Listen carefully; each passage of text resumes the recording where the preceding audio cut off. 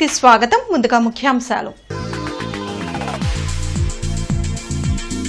మద్యం కుంభకోణంలో కొత్త పేర్లు త్వరలో బయటకు వస్తాయి. ఈడీ విచారణలో వైసీపీకి వణుకు మొదలైందన్న మంత్రి కొల్లు రవీంద్ర.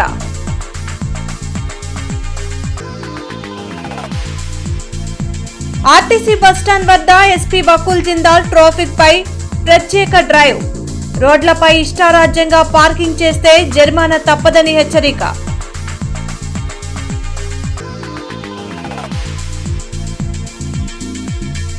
అప్పికట్ల వద్ద సర్కార్ ఎక్స్ప్రెస్ లో దోపిడీ దొంగల బీభత్సం. దుండగులపై ఆర్పీఎఫ్ పోలీసుల కాల్పులు.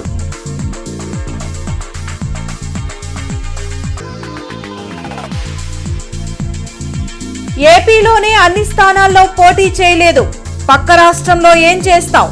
పవన్ కళ్యాణ్ పై అంబటి విమర్శలు. గత వైసీపీ ప్రభుత్వ హయాంలో జరిగిన అక్రమాల్లో మరిన్ని వాస్తవాలు త్వరలోనే బయటకు వస్తాయని మంత్రి కొల్లు రవీంద్ర అన్నారు. వెలగపూడి సచివాలయంలో కొల్లూరు రవీంద్ర మీడియాతో మాట్లాడారు. ఏపీలో బయటపడ్డ లిక్కర్ స్కామ్ భారతదేశంలోనే జరిగిన అతిపెద్ద కుంభకోణమని ఆరోపించారు. ఈ స్కామ్లో 50 మందికి పైగా ముద్దాయిలు ఉన్నారని తెలిపారు. ఈడీ కూడా విచారణ చేపట్టడంతో కొత్త పేర్లు బయటకు వస్తాయని మంత్రి చెప్పారు. కూటమి ప్రభుత్వం ప్రజల ఆరోగ్యానికి ప్రాధాన్యతనిస్తూ అనేక టెస్టుల అనంతరమే నాణ్యమైన మద్యాన్ని బయటికి తెస్తున్నట్లు వివరించారు. స్పూరియస్ లిక్కర్ వల్ల కానీ, ప్రభుత్వ మద్యం షాపులో అమ్మినటువంటి పనికిరాని బ్రాండ్ల వల్ల కానీ దగ్గర కొన్ని వేల మంది అనారోగ్యం పాలైపోయారు. లివర్లు పోయి, కిడ్నీలు పోయి, చిన్న పాపం వ్యాపారస్తులు, చిన్న పని చేసుకునే వాళ్ళు, మహిళలు దాదాపు 30-40 వేల మంది పైనే వితంతువులుగా మరి ఆనాటి ప్రభుత్వం వాళ్ళు ఉసురు పోసుకున్నారు. నిజంగా చాలా దుర్మార్గం. ఎక్కడ డీఅడిక్షన్ సెంటర్స్ లేవు. ఇలాంటి నాసిరకమైనటువంటి బ్రాండ్స్ తాగి మొత్తం వాళ్ళందరూ కూడా ఆరోగ్యాన్ని పోగొట్టుకోవడం. ఇవాళకి కూడా చాలామంది అనారోగ్యంతో పనులు చేసుకోకుండా ఇవాళ మంచాలకే పరిమితం అయినటువంటి పరిస్థితి కూడా చూసాం. అందుకనే కూటమి ప్రభుత్వం అధికారం వచ్చిన వెంటనే మేము ఒక పాలసీ తీసుకున్నాం. ఆ నూతన పాలసీలో మరి రీటైల్గా ఏదైతే షాప్స్ అన్నీ కూడా ప్రైవేట్ రీటైల్ షాప్స్ ద్వారా ఏర్పాటు చేయించడం, తిరిగి మళ్ళీ కొన్ని రిజర్వ్ షాప్స్ కూడా ఇచ్చి ఏదైతే కళ్ళు గీత వృత్తిలో ఉన్నటువంటి వారికి, సొండి సామాజిక వర్గం వారికి 10% రిజర్వ్ చేశాం. అవన్నీ కూడా చాలా ట్రాన్స్పరెంట్. వాళ్ళకు కూడా దాంట్లో లైసెన్స్ ఫీజులు కూడా 50% చేసి మళ్ళీ మొత్తం అన్ని షాప్స్ను కూడా ఏర్పాటు చేయడం కూడా జరిగింది. గుంటూరు బస్టాండ్ వద్ద ట్రాఫిక్ సమస్యపై SP buckle Jindal special drive నిర్వహించారు.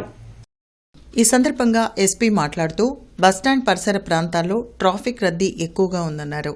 సాయంకాలం వాహనాలు ఎక్కడ పడితే అక్కడ పార్కింగ్ చేస్తున్నారు. బస్సులు కూడా రోడ్డుపైనే ఆపి ప్యాసింజర్లను దింపుతున్నారన్నారు. ఎవరూ బస్సులను బయట ఆపకూడదని తెలిపామన్నారు. లేకుంటే వారి వద్ద జరిమానా వసూలు చేస్తామని హెచ్చరించారు. ఎక్కడ పడితే అక్కడ వాహనాలు ఆపిన వారికి చలానాలు వేయడం జరిగిందన్నారు. ఈ కార్యక్రమంలో డీఎస్పీ, సిఐ సిబ్బంది పాల్గొన్నారు. బస్ స్టాప్ దగ్గర చాలా ఎక్కువ రద్దీ ఉన్న ప్రాంతం, పర్టికులర్లీ సాయంత్రం పూట చాలా ఎక్కువ ఇక్కడ వెహికల్స్ ఎక్కడ పడితే అక్కడ పార్క్ చేస్తూ ఉంటారు. అదేవిధంగా బస్సులు కూడా బయట ఆపి ప్యాసింజర్స్ దిగడం, ప్యాసింజర్స్ ఎక్కడం అనేది జరుగుతూ ఉంటుంది. సో ఈరోజు ఇక్కడ స్పెషల్ డ్రైవ్ చేయడం జరిగింది. గుంటూరు బస్ స్టాప్ బయట ఏ బస్సు కూడా బయట రోడ్ మీద ఆపకుండా లోపల వెళ్ళి ఆపాలని, ఏదైనా బస్సు బయట ఆపితే వాళ్ళకి ఫైన్ వేయడం జరిగింది, వాళ్ళకి చలాన్ చేయడం జరిగింది. ఇది రెగ్యులర్గా ప్రతిరోజు ఇక్కడ నుంచి చేయడం జరుగుతూ ఉంది. సో రాబోయే రోజుల్లో ఈ ప్రాంతంలో రద్దీ తగ్గేటట్టు, అదేవిధంగా మిగతా వాళ్ళకి ఇబ్బంది పెట్టకుండా, ప్యాసింజర్స్కి ఇబ్బంది పెట్టకుండా అన్ని చర్యలు తీసుకోవడం జరుగుతుంది. బాపట్ల జిల్లాలోని అప్పికట్ల, బాపట్ల రైల్వే స్టేషన్ మధ్య దోపిడీ దొంగలు బీభత్సం సృష్టించారు. చెంగల్పట్టు నుండి కాకినాడ వైపు వెళ్తున్న సర్కార్ ఎక్స్ప్రెస్ రైలులో దొంగలు దొంగతనానికి పాల్పడ్డారు. సోమవారం తెల్లవారుజామున ఈ ఘటన జరిగింది. నిద్రిస్తున్న ప్రయాణికుల నుంచి బంగారు ఆభరణాలు దొంగలించేందుకు యత్నించారు. అప్రమత్తమైన ప్రయాణికులు ప్రతిఘటించి కేకలు వేయడంతో పోలీసులు అప్రమత్తమయ్యారు. ప్రయాణికులు ట్రైన్ చైన్ లాగడంతో తప్పించుకునేందుకు దొంగలు ప్రయత్నించారు. వారిపై జీపీఎఫ్ పోలీసులు కాల్పులు జరిపారు. అయితే చీకటి కారణంగా దోపిడీ దొంగలు తప్పించుకున్నారు. అయితే ఒక అనుమానితుడిని పోలీసులు అదుపులోకి తీసుకున్నట్లు సమాచారం.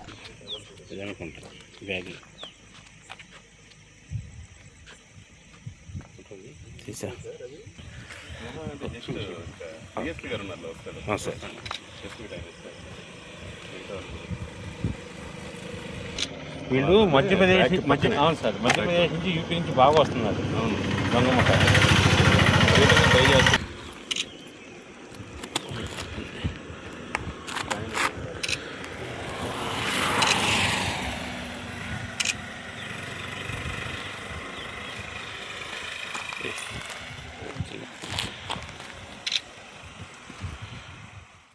రాష్ట్రాలను అన్ని విధాలా అభివృద్ధి చేసే లక్ష్యంతో ప్రధాని మోదీ పనిచేస్తున్నారని బీజేపీ నేతలు జయప్రకాష్ నారాయణ, ముల్లపూడి రేణుక తెలిపారు.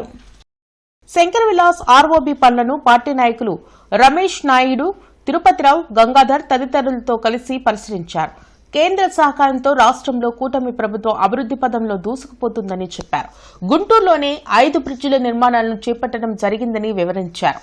ఈ కార్పొరేషన్ పరిధిలోనే చూసినట్లయితే ఈవేళ జరుగుతున్నటువంటి అభివృద్ధి, అనేక రకాలుగా మౌలిక సదుపాయాలు, ఇక్కడే మన వెనుక చూస్తున్నటువంటి ఆర్ఓబి, ఇటువంటివి ఈ కార్పొరేషన్ పరిధిలోనే 5 జరుగుతున్నాయి అంటే కొన్ని వందలు, దాదాపు 500 కోట్ల రూపాయలతో ఈవేళ మన గుంటూరు కార్పొరేషన్ పరిధిలోనే ఈ యొక్క ఆర్ఓబీలు జరుగుతూ ఉన్నాయి. ఇవి కాకుండా మన ప్రైమ్ మినిస్టర్ ప్రధానమంత్రి సడక్ యోజన కానీ, మనకు ఇతరత్ర జలజీవన్ మిషన్ కానీ, అనేక రకాలుగా అమృత్ పథకంలో కానీ ఈ యొక్క ప్రాంత పరిధిలో వేగంగా అభివృద్ధి కార్యక్రమాలు జరుగుతున్నటువంటి సందర్భం. రాష్ట్ర ప్రభుత్వం, కేంద్ర ప్రభుత్వం కలిపి చేసేటటువంటి ఈ ఫ్లైఓవర్లు మనంటూ కూడా పరిశీలించే కార్యక్రమం తీసుకోవడం జరిగింది. ముఖ్యంగా గుంటూరు నగరాన్ని అన్ని రకాలుగా కూడా అభివృద్ధి చేసే దిశగా ఇక్కడ ఒక 5 ఫ్లైఓవర్లు శాంక్షన్ చేయడమే కేంద్ర ప్రభుత్వం పూర్తి నిధులు, కేంద్ర ప్రభుత్వ నిధులతోటి శాంక్షన్ చేయడంతో పాటుగా ప్రతి ఇంటికి కూడా మనకి జల్ జీవన్ మిషన్ కింద నీటి వసతి కల్పించడం కానివ్వండి, ప్రధానమంత్రి ఆవాస్ యోజన కింద ఇక్కడ ఉన్నటువంటి బడుగు బలహీన వర్గాలకి అందరికీ కూడా సొంత ఇల్లు కల్పించడం కానివ్వండి, అనేకమైనటువంటి కార్యక్రమాలు. గతంలో కనుక మనం చూసినట్లయితే ఇదే గుంటూరు నగరానికి 550 కోట్ల రూపాయలతోటి అండర్ గ్రౌండ్ డ్రైనేజీలు కూడా కేంద్ర ప్రభుత్వం 2019లో దీనికి శాంక్షన్ చేయడం జరిగింది. ఈ కార్యక్రమాలన్నిటికీ కూడా నరేంద్ర మోదీ గారి యొక్క ఆలోచన ఇవాళ దేశం మొత్తం కూడా డెవలప్ కావాలి. జీఎంసీ ఆధ్వర్యంలో నగరంలోని ఖాళీ స్థలాల్లో ఆపరేషన్ స్వీప్ కార్యక్రమం కింద ప్రత్యేక పారిశుద్ధ్య కార్యక్రమాలు నిర్వహించేందుకు కార్యాచరణ ప్రణాళిక సిద్దం చేశామని కమిషనర్ మయూర్ అశోక్ తెలిపారు.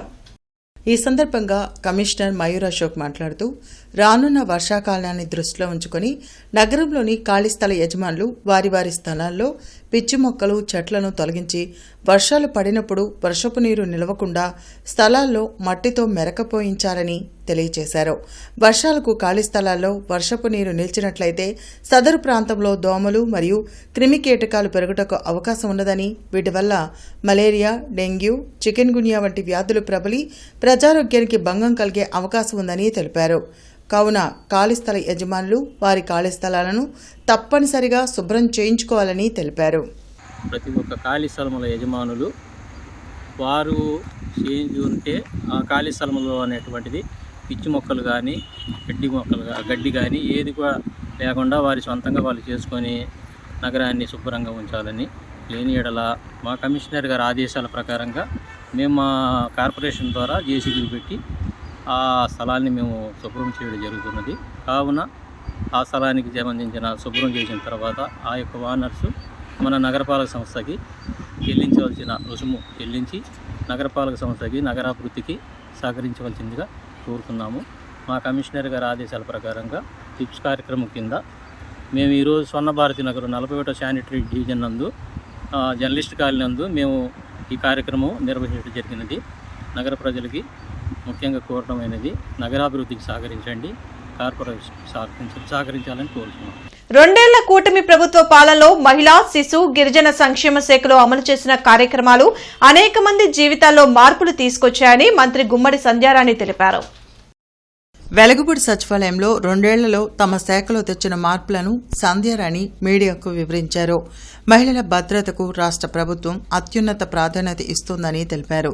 రాష్ట్రంలోని 26 జిల్లాల్లో వన్ స్టాప్ సెంటర్లు ఏర్పాటు చేసి మహిళలకు అత్యవసర సహాయం, న్యాయ, వైద్య సేవలు అందిస్తున్నట్లు మంత్రి వివరించారు. మనం ఏంటంటే అది సరిహద్దు గ్రామాలు 22 గ్రామాలు ఉన్నాయి. ఆ 22 గ్రామాలలో అది చాలా సంవత్సరాల క్రితం అది సుప్రీంకోర్టులో స్టేటస్ కోలో ఉంది. దానివల్ల ఏమిటి అంటే అక్కడ గిరిజనులకి నేనేమంటానంటే గిరిజనులు ఎక్కడ బ్రతకాలి, ఎక్కడ వాళ్ళు ఉండాలనుకుంటే అది వాళ్ళ ఇష్టం. రాజ్యాంగం మాకు కల్పించిన హక్కు కాబట్టి అక్కడ ఉండాలనుకుంటే అక్కడే ఉంటారు. కానీ ఈ మధ్య కాలంలో గత టైంలో ఎప్పుడూ అలాంటి ఇబ్బంది లేదండి. గత ప్రభుత్వం వచ్చినప్పుడు మహానుభావుడు వెళ్ళి ఆ ముఖ్యమంత్రితో ఏం మాట్లాడాడో తెలియదండి. ఆ తర్వాత స్టార్ట్ అయింది తగు మాకు. వాళ్ళు దౌర్జన్యంగా వచ్చేయటం, ఏదో బిల్డింగ్ కట్టేయటం, ఒక రోడ్డు వేసేయటం, ఇలా చేయటం మొదలుపెట్టారు. మొదలుపెట్టిన తర్వాత మన ప్రభుత్వం వచ్చాక, కూటమి ప్రభుత్వం వచ్చాక ఇక్కడ ఎన్డీఏ ప్రభుత్వం, అక్కడ ఎన్డీఏ ప్రభుత్వం, మనం తగు ఆడుకోవడానికి లేదు. కాబట్టి రిక్వెస్ట్ చేసాం. రిక్వెస్ట్ చేస్తే చాలా వరకు మాది కంట్రోల్ అయ్యింది. ఇప్పుడు ఏంటంటే చిన్న చిత్తగా ఉంటాయి, మీకు తెలుసు. కొంతమంది పై వరకు తెలియకుండా కూడా జరిగే కొన్ని ఉంటాయి. ముఖ్యమంత్రి గారు అయితే ఆ ముఖ్యమంత్రి గారితో మాట్లాడారు. జిల్లా ఎస్పీ కార్యాలయంలో ప్రజా సమస్యల పరిష్కార వేదిక కార్యక్రమం జరిగింది. జిల్లా నలుమూలల నుండి వచ్చిన బాధితులు తమ సమస్యలు పరిష్కరించాలంటూ ఎస్పీ కార్యాలయంలో అధికారులకు వినతులు ఇచ్చారు.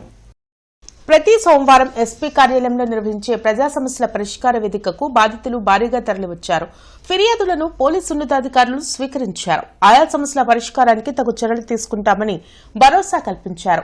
అధిక దిగుబడి వస్తుందంటే నమ్మి భారతీయ సీడ్స్ కంపెనీ వద్ద మొక్కజొన్న విత్తనాలు కొనుగోలు చేశామని వట్టిచేరుకూరు మండలం ముట్లూరు గ్రామానికి చెందిన గేరా సుబ్బారావు తెలిపారు. అయితే పంట నాణ్యంగా లేకపోవడంతో సీడ్స్ కంపెనీ యాజమాన్యంతో మాట్లాడగా ఎకరానికి 40,000 నష్టపరిహారం ఇస్తామని హామీ ఇచ్చి గ్రామంలో కొందరికి ఇచ్చి దళితులమైన మాకు ఇవ్వకుండా ఇబ్బందులు పెడుతున్నారని ఎస్పీ గ్రీవెన్స్ లో ఫిర్యాదు చేశారు. 12 మంది రైతులకు సుమారు 22 లక్షలు రావాలని ఇప్పించాలని కోరారు. ముట్లూరు మొత్తంలో దాదాపు 50-60 మంది రైతులు నాటాం.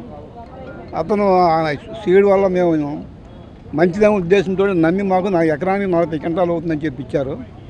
తీరా మేము పంట వేసిన తర్వాత అది డెవలప్మెంట్ లేకుండా ఎన్నో మందులు వాడినా కూడా పైకి రాలేక ఆ మొక్కజొన్న సరైన పంట దిగుబడి కాలేదు. మాకు ఎకరానికి వచ్చి 4 క్వింటాలు 5 క్వింటాల కాడికి దిగుబడి అయింది.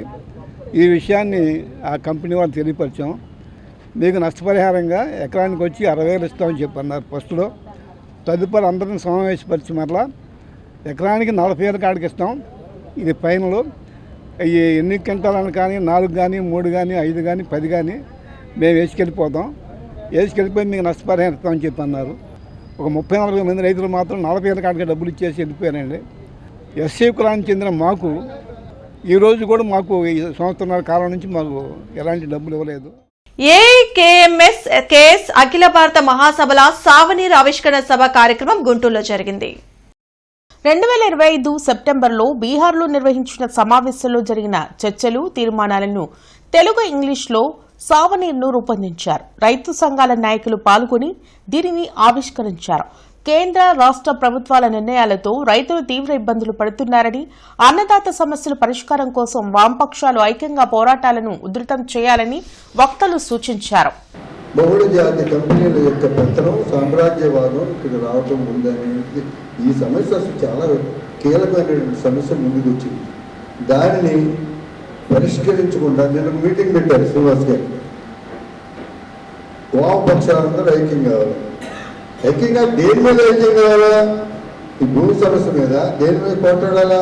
భూమి సమస్య మీద, లేకపోతే సామ్రాజ్యవాదానికి ఇదైనటువంటి బహుళ జాతి సంస్థల మీద, విత్తనం ఉండకూడదనా? ఇవన్నీ కూడా కలగాపురంగా ఉన్నటువంటి సిద్ధాంతమైనటువంటి ప్రాంతాంతం జరుగుతున్నటువంటి కాలంలో ఇది మీరు ప్రజాస్వామ్యం, రాజ్యాంగం, పవిత్రం ఎన్ని బాగానే ఉండే మాటలు. భవిష్యత్తులో జనసేన పార్టీనే చంద్రబాబు కోసం పవన్ కళ్యాణ్ త్యాగం చేస్తారేమో వేచి చూడాలంటూ మాజీ మంత్రి రాంబాబు వ్యంగ్యాస్త్రాలు సంధించారు. తాడేపల్లిలోని వైసీపీ కేంద్ర కార్యాలయంలో అంబటి రాంబాబు మీడియాతో మాట్లాడారు. ఏపీలోని 175 నియోజకవర్గాల్లోనే తన పార్టీని చక్కదిద్దుకోలేని వ్యక్తి ఇతర రాష్ట్రాల్లో పోటీ చేస్తానని మాట్లాడటం విడ్డూరంగా ఉందన్నారు. రాష్ట్రంలో ప్రజలు అనేక సమస్యలతో ఇబ్బందులు పడుతుంటే ఢిల్లీలో పేట్రియాటిజం అంటూ జనసేనాని మీటింగులు పెట్టడం వల్ల ఎవరికి ఉపయోగమో అర్థం కావడం లేదని అంబటి వ్యాఖ్యానించారు. ముందు అసలు ఆంధ్రప్రదేశ్లో ఉన్నటువంటి నీ రాజకీయ పక్షం మీదే నువ్వు దృష్టి పెట్టలేని వాడివి. నీకున్న 175 నియోజకవర్గాల్లోనూ నీ కార్యకర్తల్ని సంతృప్తి పరచలేని వాడివి. జాతీయ రాజకీయాల్లోకి వెళ్ళి ఏం చేస్తావు అని నేను అడుగుతా ఉన్నా. ఊరినే శాంపిల్గా అడుగుతున్నా, కోపం తెచ్చుకోవద్దు పవన్ కళ్యాణ్ గారు. మీకు 21 సీట్లు ఉన్నాయి, 175 సీట్లలో కడవై ఉన్నాయి. సరే, వాళ్ళు మీరు ఏదో పొత్తు పెట్టుకున్నారు. కనీసం 175 సీట్లలో 21 సీట్లలో కాకుండా కడమా చోట్ల ఉన్నటువంటి జనసేన నాయకుల్ని నువ్వు కలిసేది లేదు, వాళ్ళ సాధక బాధకాలు వినేది లేదు, తెలుగుదేశం వాళ్ళు వాళ్ళ మీద రెచ్చిపోతుంటే మాట్లాడేది లేదు. నువ్వు జాతీయ రాజకీయాల్లోకి వెళ్ళి ఏం చేస్తావు నాకు అర్థం కాదు. ముందు నీ ఇల్లు నువ్వు చక్క పెట్టుకుంటే జాతీయ రాజకీయాల గురించి మాట్లాడటానికి అర్హత ఉంటుంది. నా ఇష్టం నేను మాట్లాడతానంటే వినేవాడు ఉన్నాడు కాబట్టి మాట్లాడుకో, మనకేం అభ్యంతరం లేదు. తమ న్యాయమైన కోరికలను యాజమాన్యం అమలు చేయాలంటూ గుంటూరు స్విగ్గీ రైడర్స్ కలెక్టర్ ఎదుట నిరసన వ్యక్తం చేశారు.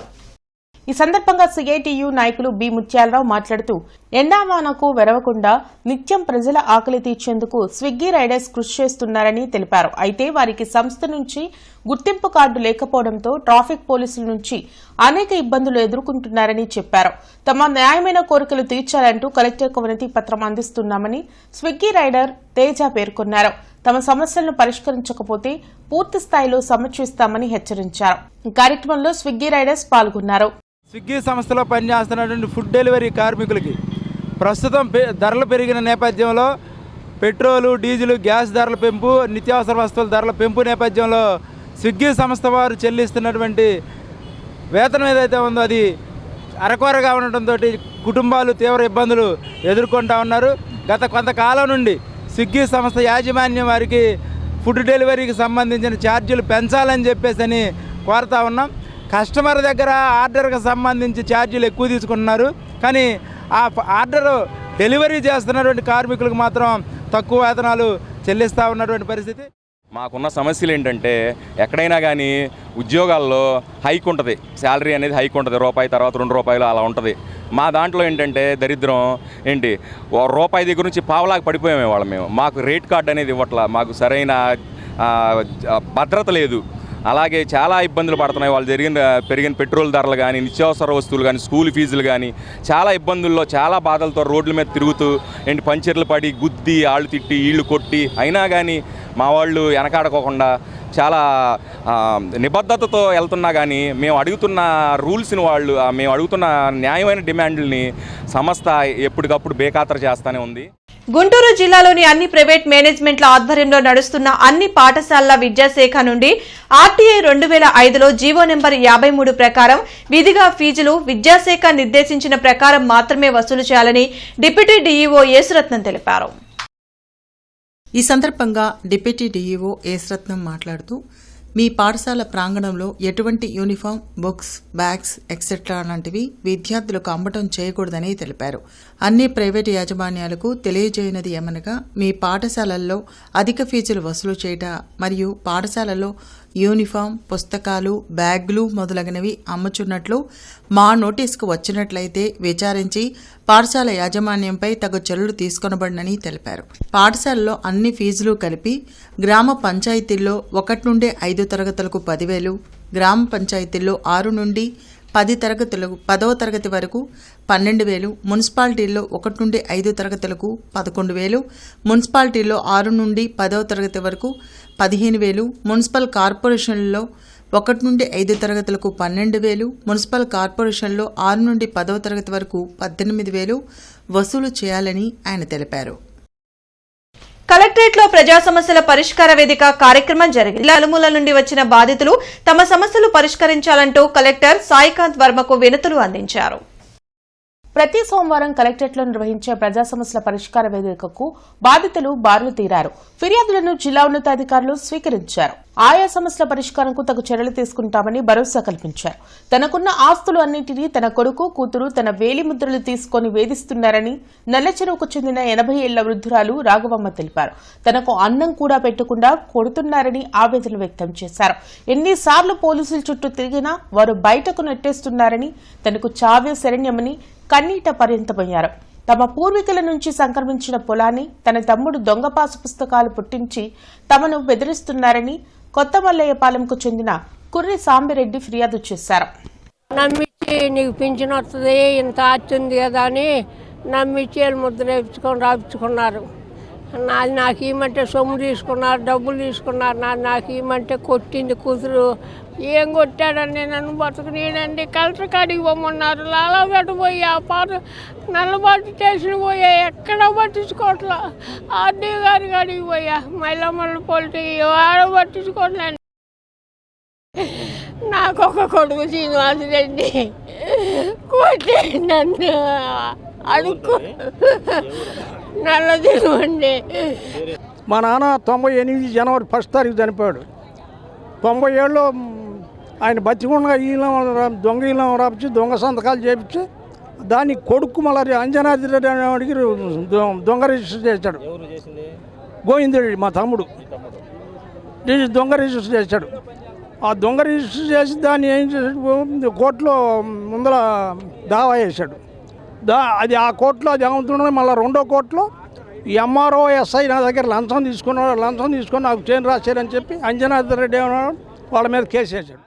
గుంటూరు శివనాగరాజు కాలనీకి చెందిన ఆటో డ్రైవర్ బిందెల గురువయ్య యాదవ్ రెండో కూతురు జాహ్నవి మెరిట్లో వైద్య రంగానికి అనుబంధమైన కోర్సులో సీట్ సాధించి ప్రతిభ ఉన్న ఆర్థిక చేయూత లేకపోవడంతో చదువు మధ్యలో ఆపివేసే పరిస్థితి నెలకొందని మహిళా టీడీపీ నాయకురాలు లంకా మాధవి వాపోయారు. 1,05,116 రూపాయలు దాత సహకారంతో సేకరించి జాహ్నవికి అందజేశారు. ఈ కార్యక్రమంలో కృష్ణవేణి, రత్న, కల్పన దాతలకు కృతజ్ఞతలు తెలిపారు. చాలా మంది దాతలు ముందుకు వచ్చి ఈరోజు అమ్మాయికి 1,00,000 రూపాయల దాకా తన బస్ ఫీజు, తన స్కూల్ ఫీజు కూడా కట్టడం జరిగింది. దాతలందరూ గుంటూరు దాతలు చాలా గొప్పవాళ్ళు అనేది ఈ విషయంలో నేను పేరున ఇచ్చిన దాతలందరికీ కూడా నమస్కారాలు తెలియజేస్తూ ధన్యవాదాలు తెలియజేస్తున్నాం. విద్యార్థులు ప్రతిభ ఉంటే లక్ష్మీదేవి కూడా కరుణిస్తుందని ఈ రూపంలో ప్రతి పేద విద్యార్థి కూడా భయపడాల్సిన పని లేదమ్మా. ఈ సమాజం చాలా గొప్పది, మీరు చదువుకోండి, మనసున్న దాతలు మీ అందుంటారు. రేపు పొద్దున మీరు బాగా ప్రయోజకులై రేపటి భవితకు మీ చేతులు ఇచ్చే చేతులుగా ఉన్నారని ఆకాంక్షిస్తూ ప్రైవేటు పాఠశాలలు ప్రభుత్వం నిర్దేశించిన ఫీజు నియంత్రణ చట్టాన్ని ఖచ్చితంగా అమలు చేయాలని, వసూలు చేస్తున్న ఫీజుల వివరాలను పాఠశాల నోటీస్ బోర్డులో బహిరంగంగా ప్రదర్శించాలని విద్యార్థి సంఘాల నాయకులు డిమాండ్ చేశారు. ఈ మేరకు జిల్లా విద్యాశాఖ అధికారిని కలిసి వినతి పత్రం సమర్పించారు. సమాజంలో ఎస్సీ, ఎస్టీ, బీసీ విద్యార్థులు ఎవరైతే ఉన్నారో మెరిట్ వచ్చినటువంటి వాళ్ళకి, 10th క్లాస్లో మెరిట్ వచ్చినటువంటి వాళ్ళకి, ఇంటర్మీడియట్లో మెరిట్ వచ్చినటువంటి వాళ్ళకి 25% రాయితీలతోటి సీట్లు ఇవ్వాలని ప్రభుత్వం చెప్తున్నా కూడా దాన్ని పెడచెవులు పెట్టి సినిమా హాల్లో బ్లాక్ టికెట్లు అమ్మినట్టు లక్షల ఫీజులకు అమ్ముకుంటూ ఉన్నారు ఈ ప్రైవేట్ విద్యా సంస్థలు. ముఖ్యంగా ఎడ్యుకేషన్ హబ్గా చెప్పుకుంటున్నటువంటి రాజధాని ప్రాంతాల దగ్గర ఉన్నటువంటి గుంటూరులో ప్రైవేట్ విద్యా సంస్థలు ఆగడాలంటువంటి మితిమీరిపోతున్నాయి. వాటిపైన ప్రభుత్వ అధికారులు చర్యలు తీసుకోకపోతే ఉవ్వెత్తున మేము ఉద్యమాలు చేస్తామని ఈ సందర్భంగా తెలియజేస్తా ఉన్నాం. జనసేన పార్టీ అధికార ప్రతినిధి ఆళ్లహరి జన్మదిన వేడుకలు శ్రీనివాసరావుపేటలో ఘనంగా నిర్వహించారు. ఈ సందర్భంగా కూటమి నాయకులు కేక్ కట్ చేసి ఆళ్లహరికి పుట్టినరోజు శుభాకాంక్షలు తెలిపారు. ఈ సందర్భంగా వారు మాట్లాడుతూ జనసేన పార్టీలో ఎంతో కష్టపడి పనిచేసే నాయకులు ఆళ్లహరి అని అన్నారు.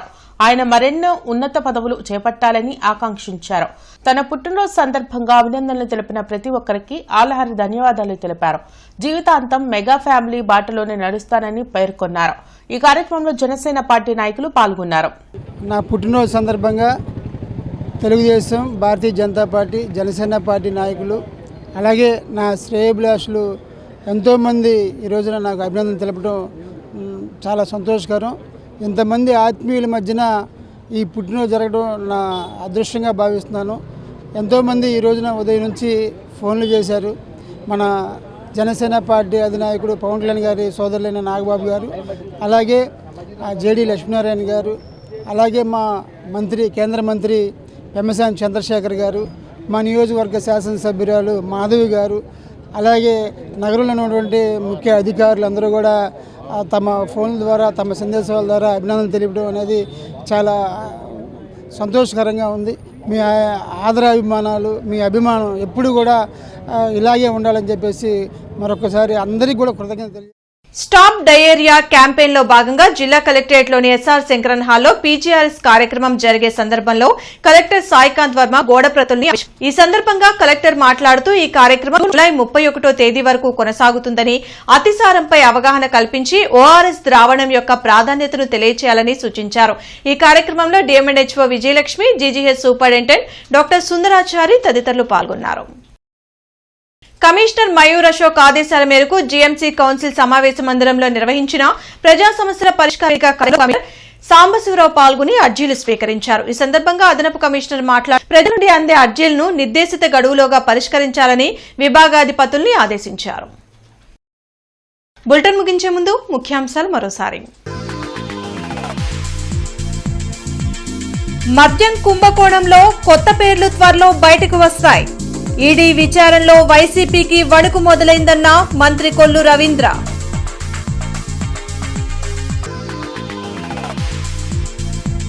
ఆర్టీసీ బస్టాండ్ వద్ద ఎస్పీ బకుల్ జిందాల్ ట్రాఫిక్ పై ప్రత్యేక డ్రైవ్. రోడ్లపై ఇష్టారాజ్యంగా పార్కింగ్ చేస్తే జరిమానా తప్పదని హెచ్చరిక.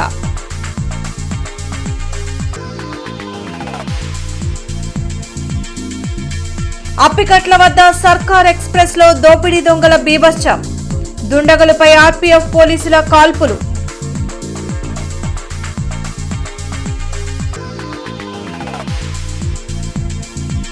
ఏపీలోనే అన్ని స్థానాల్లో పోటీ చేయలేదు, పక్క రాష్ట్రంలో ఏం చేస్తాం?